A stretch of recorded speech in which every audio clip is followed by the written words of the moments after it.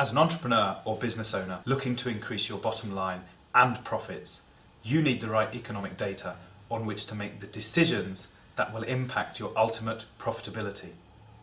Now, of course, with so much misinformation being released into the public domain, that's not always as easy as one might hope. Governments trying to convince you of their policy decisions, banks who want to lock you into an intergenerational debt trap, and media companies who for decades have been scaring you into submission. I'm Dylan Danicha, currency trader and social entrepreneur, which, if I'm explaining to my father, simply means I make money on the currency markets and I invest that cash into projects that lift communities out of poverty permanently. I want to talk to you about you and your business, specifically the economic factors that are designed precisely to prevent you from making the money that you deserve and leaving the legacy that you know you're capable of. Over the boom and the bust cycles, one thing has remained absolutely constant. Those who know and understand the economic factors that I'm going to be speaking to you about today absolutely make the money. Those who do not get themselves deeper and deeper and deeper into the debt cycle. I'm going to help you prevent being one of those people and get you on the right side of the fence. And what I'd like to do first is to show you what is keeping you poor, what is preventing you from lifting yourself out of debt, what is stopping you making the money that you deserve. Let's talk about low interest rates first. On the face of it, they seem like a blessing to most people who are struggling with historic debt. Low mortgage rates, for example, free up household cash. That in itself is not such a bad thing. Now, of course, if that extra cash flow is being used to fund additional bills, additional costs, food, fuel, supporting unemployment, supporting failing businesses, well, of course, the net effect is that you are still no better off. Ultimately, what's happening is that you're being pulled into the debt trap further and further. Central banks across the world are already speaking about impending interest rate rises. Even the marginal increase in interest rates is going to result in increased defaults for those homeowners. Increased defaults mean that the banks are able to swoop in and repossess. So this starts the classic cycle of asset reallocation, where you have those with the cash coming in and snapping up cheap assets as a result of the mass-scale repossessions.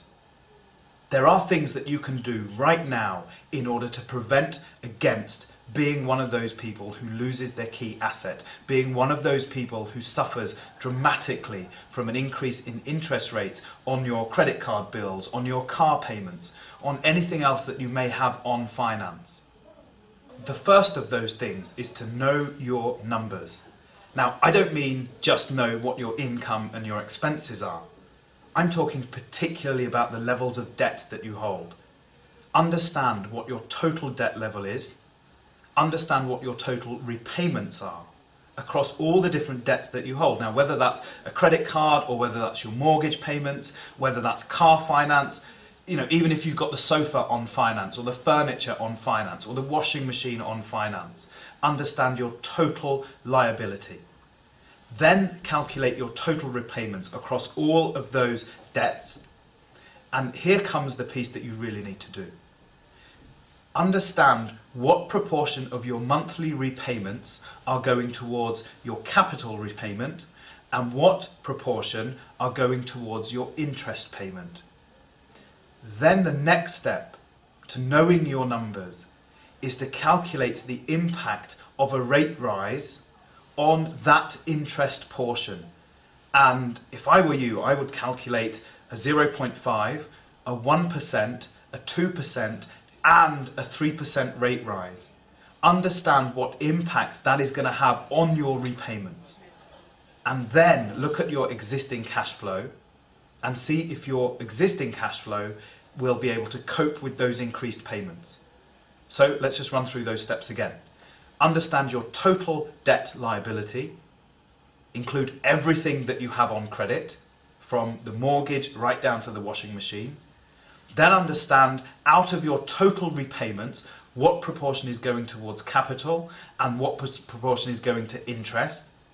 And then calculate the impact on that interest part of the repayment of a 0.5%, 1%, 2% and 3% rate rise, and then compare that new number to your current cash flow to see if the current cash flow is going to be able to support that increase in repayments.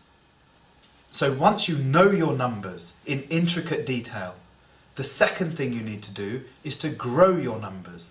Now, you can't grow your numbers unless you know your numbers. You know, many people want to jump straight into the growth. How do I make more money? How do I increase my cash flow? Well, actually, in order to grow your numbers, you have to know where you're coming from. So the way to grow your numbers is to find a vehicle that you can deposit as little as £100, €100, $100 into, and that is going to allow you to grow that small amount by 1, 2 or even 3% per week. Now, my traders, my students and myself, we use very simple systems on the currency markets to grow our capital by anywhere between 1 and even 5% per week. Now, if you'd like to know more about those strategies, of course, I'm happy to share those with you. But right now, the thing I really want you to do is to go away and calculate those numbers. Just to recap those again. Understand your total debt liability.